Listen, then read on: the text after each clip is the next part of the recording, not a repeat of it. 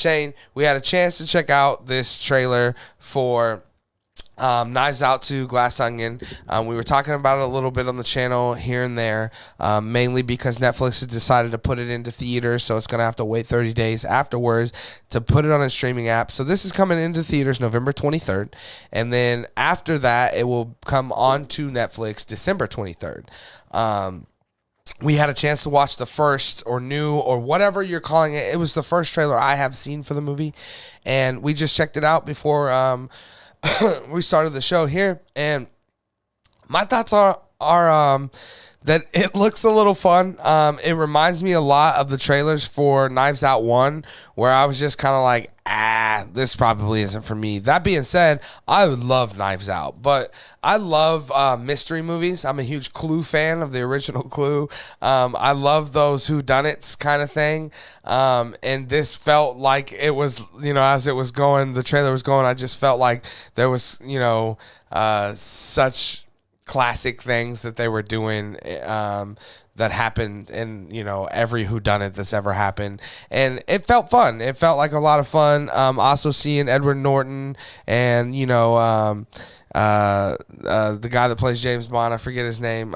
Seeing them all back seems like it's gonna be fun. And there's this new big cast, right? Daniel Craig. Yeah, Daniel Craig. And there's this new big cast of this ensemble. You don't have Jamie Lee Curtis and all those other people there, but you have this new big cast, and it seems exciting. It seems fun. It seems like a lot went into it. It seems very well made, of course. Everything is nowadays, it seems like, but yeah, they did spend $400 million on this.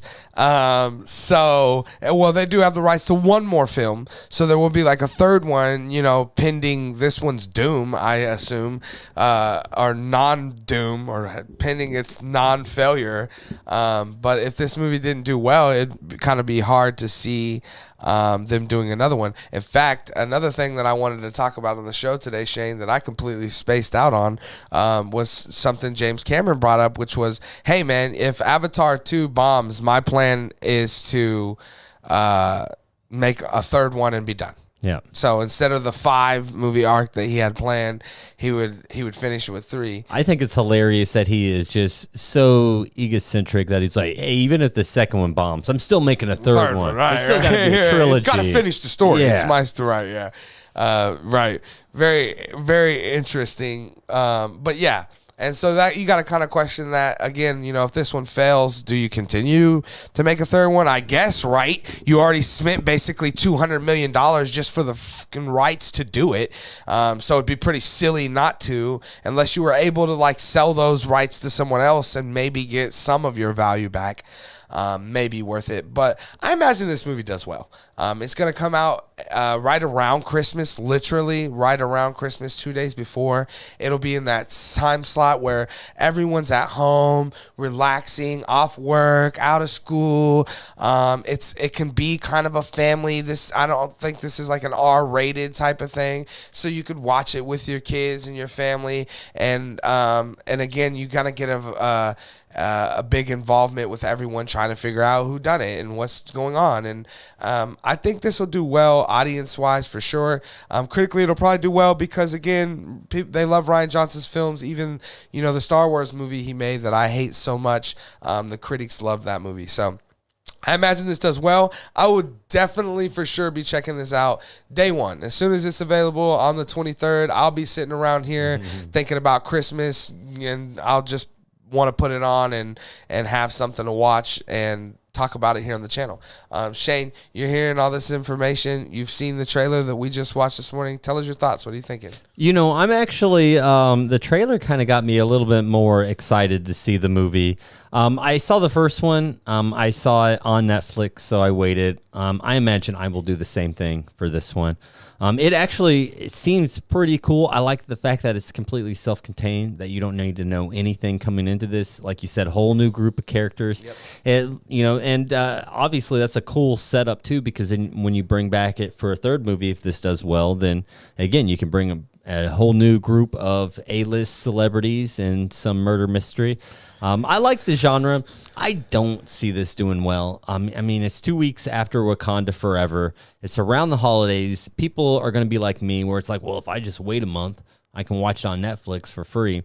I just don't see how when Black Adam was struggling to bring in audience, and now you're going to be competing against Wakanda Forever. I just don't see how this movie is going to make, really anything. I mean, Black Adam is right now worldwide after a month, 3 weeks, right?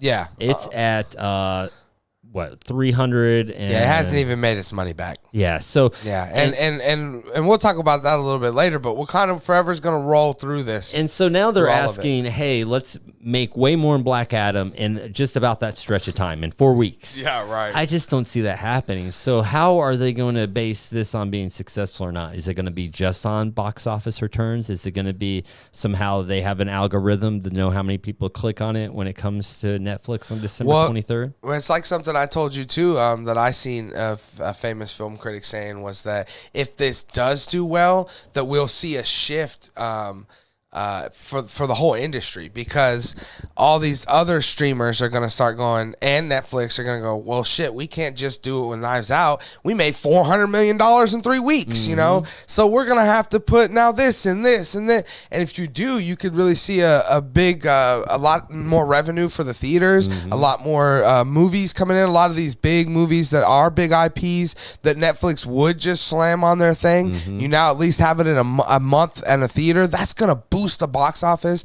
and really help theaters if it does well. So there's a lot riding on it. And I know this is our next topic, but just kind of tiptoeing into the next topic, I think then if that's the case, I think Glass Onion is probably a more important movie than Wakanda Forever, because Wakanda Forever is going to pull in the crowds. Yeah, it's going to bring in money no matter what. Exactly. And even though that the theaters are hemorrhaging and they need that money and it's going to help, if there is success for Glass Onion, and now that gives optimism to the theater. They're not having to wait to, maybe 3-4 movies a year are going to keep us afloat if Glass Onion does well. Right, exactly. And that's the thing, right, is if it does well, that maybe they don't have to rely so much on these, like we were talking about with the Tarantino stuff last week, they don't have to rely so much on these comic book movies to literally keep them in business every year.